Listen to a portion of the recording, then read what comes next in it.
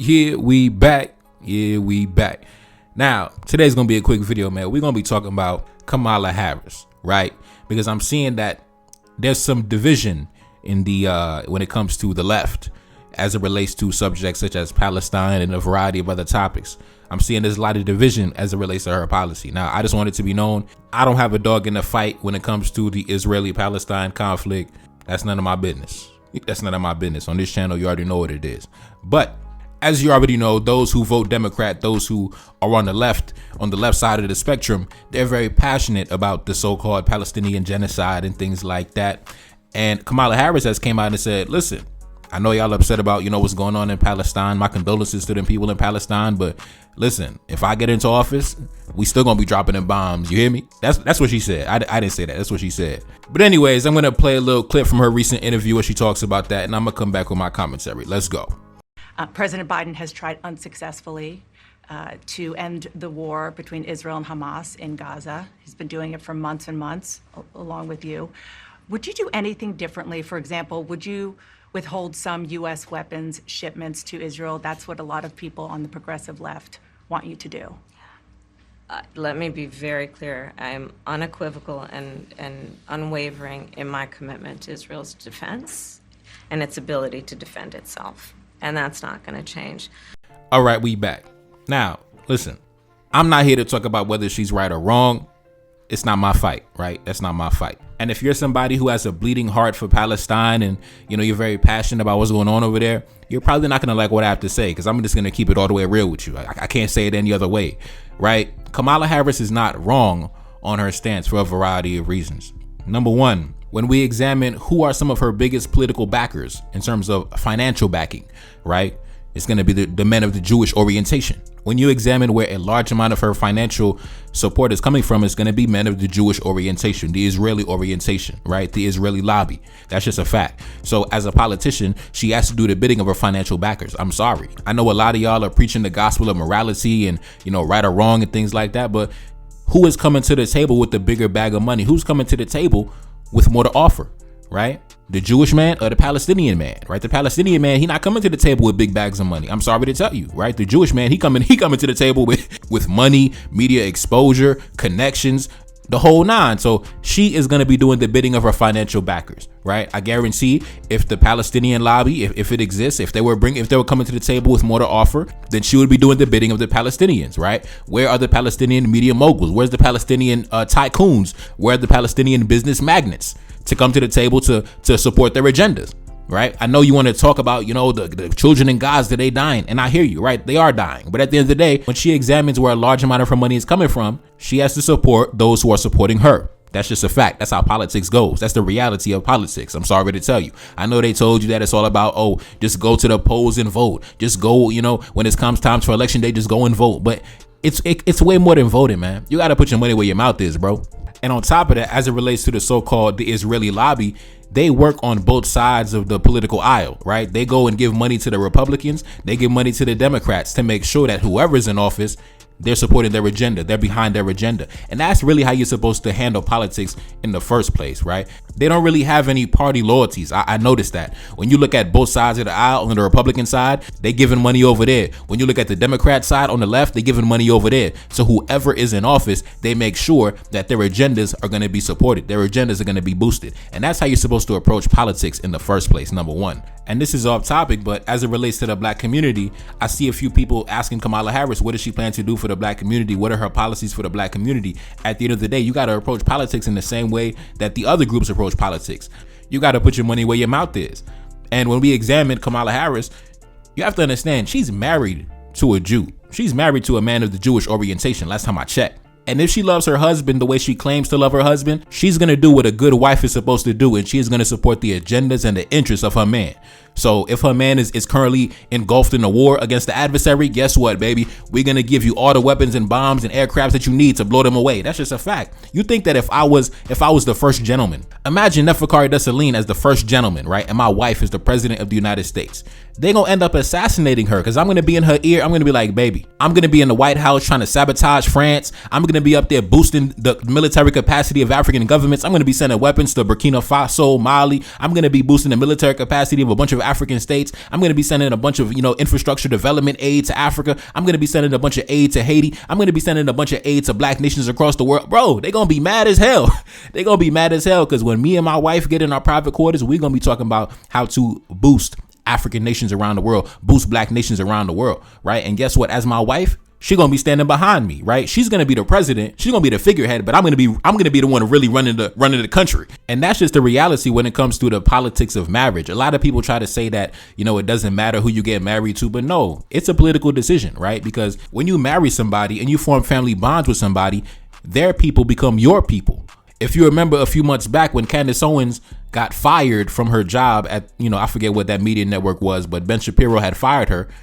And everybody was so surprised. Everybody was like, I can't believe Ben Shapiro, this is against free speech. I was sitting back. I'm like, man, that man is married to an Israeli woman. What are you talking about? Candace Owens coming out talking against Israel. Meanwhile, her boss is married to an Israeli Jew. Like, what are you talking about? Like, are you stupid, bro? Like, are you dumb as hell? You think that man is not going to stand behind his wife? You dumb as hell. And now, as the run up to the elections are coming up, I'm seeing a lot of people on the left, a lot of so-called Democrats, they torn on Kamala Harris because they want to so-called, they want them to stop sending weapons to Israel. They're talking about Kamala, don't send no more weapons to Israel. Meanwhile, Kamala Harris said, what? When I get into office, nigga, we gonna send more weapons to Israel. You out your mind. I can't blame her though. I can't be mad at her. That woman goes to bed at night every night with a Jewish man. I'm sorry to tell you, it is what it is, right? It is what it is. It's like that president in Africa, the president of Guinea, Mamadi Doumbouya. Take a look up on the screen. If you remember, when a bunch of militaries in West Africa started overthrowing their puppet presidents, their democratically elected presidents that were puppet to the West, and Guinea was also overthrown by the military also. But everybody was looking at Mamadi Doumbouya, everybody was looking at him funny. Why? Because he was married to a French woman. That's why when you see Burkina Faso, Mali, and Niger, they were taking action against the French. But meanwhile, Mamadi Doumbouya, you notice that he didn't take any action against the French. When Burkina Faso, Mali, and everybody else was kicking the French out, you notice he didn't take any action against the French. He maintained a neutral stance. And some people might not like when I say this, but I was not surprised. I never looked at him as a revolutionary. I didn't look at him as part of the revolutionary, band of brothers that was going to war against the West. I didn't look at him as that because I seen it. Like, bro, you got to go to sleep at night with a French woman every night. There's no way you're going to take any diplomatic action against her people. There's no way you're going to go against her people. You're not going to wage diplomatic warfare against her people because her people are your people, because that's who you decided to marry. That's the political aspect of marriage. So when you see Kamala Harris come out and say, when I get into office, I'm going to make sure that Israel is at 100% fighting capacity. I'm going to make sure they're able to defend themselves to the highest degree. You cannot be surprised at that when you look at who her financial backers are and who she goes to sleep with every night. I'm sorry to tell you, if you're somebody who's on the left and you are voting for Kamala Harris to stop the genocide in Gaza, the so-called genocide in Gaza, I'm sorry to tell you, it's not going to happen. In fact, when she gets into office, she's probably going to send even bigger weapons packages over to Israel. It is what it is. But like I said, man, I don't got a dog in the fight. Because when African nations are getting assaulted and getting obliterated and getting attacked, nobody has any sympathy for African nations. Nobody's stopping talking about what you're doing for African nations. Jihadist extremists just murdered over 200 black men, women, and children in Burkina Faso last week. I don't see anybody talking about that. I don't see anybody, crying about that. So I'm sorry to tell you, I'm not gonna sit around and cry for the little Arabs and things like that. When our people dying every single day, nobody give a damn. Nobody giving a fuck when our people dying. So I'm sorry to tell you, it is what it is. I'm gonna tell the Arabs in Palestine the same thing they tell the black man, right? What do they tell the black man? They say, listen, bro, you got to get stronger, right? You got to get stronger. You got to increase your military capacity, right? You got to make sure you're able to defend yourself by any means necessary, or it is what it is. If you can't defend yourself, too bad. That's what they tell us. That's what they tell the black man. So I'm going to tell the Palestinians the same thing, bro. Get your money up, man. Get your money up so you could lobby the American government the same way the Israelis do. Get your weapons up. Get your military capacity up so you could defend yourself. The same way when you look at Burkina Faso, Mali, and Niger, they're not sitting around crying to the American government.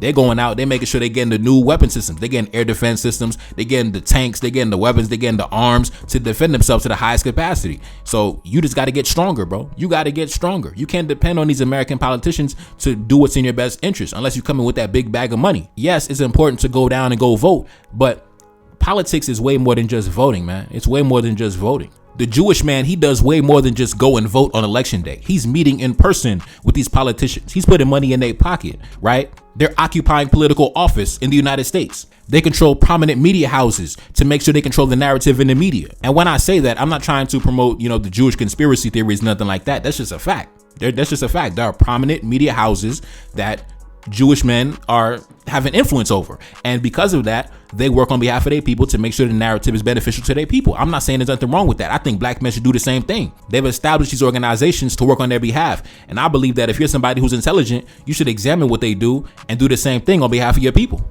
And now, if Kamala Harris gets elected, they're going to have one of their own inside the White House, right? Inside the White House in the president's ear as her husband, right? The first husband. He's going to have access to the secrets of state. He's going to have access to the private documents. He's going to be privy to what's happening behind the scenes, right? So listen, if you're a Democrat and you feel betrayed by Kamala Harris's foreign policy stance, it is what it is, man. I mean, it is what it is, man. Wipe them tears from your eyes because, you know, as a black man, when it comes to American foreign policy, you know what they tell us? They tell us, man, tough luck. They tell us, nigga, get over it. They tell us, nigga, stop crying. Make yourself stronger to defend yourself. That's what they tell us. So I'm going to tell y'all the same thing, man. Make yourself stronger. Defend yourself. Because whether the Republican is in office or the Democrat is in office, American foreign policy is American foreign policy. It does not change. It does not change. You can influence it to the best of your ability, right? But like I said, it's going to take more than just voting, right? You got to come with that big bag of money. You got to be able to influence the media. You got to be able to have a certain leverage over these politicians so they can do your bidding, right? And it also helps to be married to the goddamn presidential candidate so you could be in her ear every single night. You know, after you pipe her down, you know, you be like, baby, you know what I'm saying? When you sending that weapons package over to Israel, you know what I mean? So anyways, man, it's your boy Duffy Carter. That's Salih back in the Billy. Yes, indeed. Cash App in the description. And I'm gone. Peace. No. Feel like I'm 75. Know that your team be full of them traders. You know that can never be mine. I'm grabbing a thought when I drive. I'm back in my zone and we on. She said that she ready to come be my wife. Yeah, hoping I don't do her wrong. I gave her my word in this bond. I'm whipping the best like a lamb. I'm eating no chicken and lamb. Accustomed to call me the man. I never be up on the gram. I'm keeping that way undercover. She want me to tell her I love her. I told her I'm breaking the rules. I told her we making the news. Back in my city, they loving me. Standing alone, I'm 100 deep. Enemy plotting and still in reach. They try to make sure that we underneath. Trying to make sure that we never make it. Coming for power, come get acquainted. Coming for everything that I wanted. Feeling like Drake, but I really wrote it. Feeling like Kendrick, I'm checking names. Gotta roll up while I go insane. Got so much stress, I been gained weight. Stuffing these racks in this Louis case. One thing for certain, I'm about to check. Keep it 100 and nothing less. Stick with the family since day one. Had to stay down till my day come. Had to stay down, but I'm never patient. Hop on the mic and I'm motivated. Hop on the mic and I drive a classic. Haters can't see me, they copping glasses. Back in the studio making magic. Got a new tape and it's in production. Back on my business, I got a budget. Staying low key when I'm out in public. Feel like I'm 75. Know that your team be full of them traders. You know that can never be mine. I'm grabbing a thought when I drive. I'm back in my zone and we on. She said that she ready to come be my wife. Yeah, I'm hoping I don't do her wrong. I gave her my word in this bond. I'm whipping the best like a lamb. I'm eating no chicken and lamb. Accustomed to call me the man. I never be up on the gram. I'm keeping that way undercover. She want me to tell her I love her. I told her I'm breaking the rules. I told her we making the news. Making the news.